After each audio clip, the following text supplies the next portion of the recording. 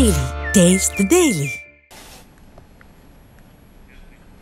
అది జూబ్లీహిల్స్ బైపోల్లో 11 చోట్ల ఈవీఎంలు మొరాయించాయి. చాలా మంది ఓటర్లు ఇబ్బందులు పడుతున్నారు. ఉదయాన్నే వచ్చి ఓటు వేసేసి తమ పనులకు తాము వెళ్ళొచ్చు అని ప్లాన్ చేసుకుని వచ్చిన వాళ్ళంతా కూడా నిరాశకు గురవుతున్నారు. ఇంత అసహనానికి గురి చేస్తే ఓటు వేయకుండానే వెనక్కి తిరిగే అవకాశం ఉంది అని ఆ ఓటర్లు టీవీతో మాట్లాడుతున్న లైవ్ దృశ్యాలు మనం ఇప్పటివరకు చూసాము.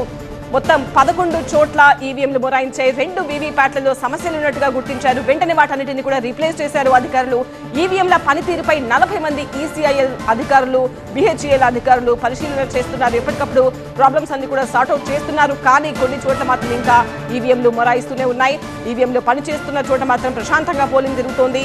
ఓ చోట పవర్ కట్ అయినట్టుగా తెలుస్తోంది. శ్రీనగర్ కాలనీలో ఆ ప్రాబ్లం ని కూడా అధికారులు సార్ట్అవుట్ చేసే ప్రయత్నంలో ఉన్నారు. మొత్తం మీద 7 గంటలకు ప్రారంభమైన పోలింగ్ ఇప్పటివరకు ప్రశాంతంగా సాగుతోంది.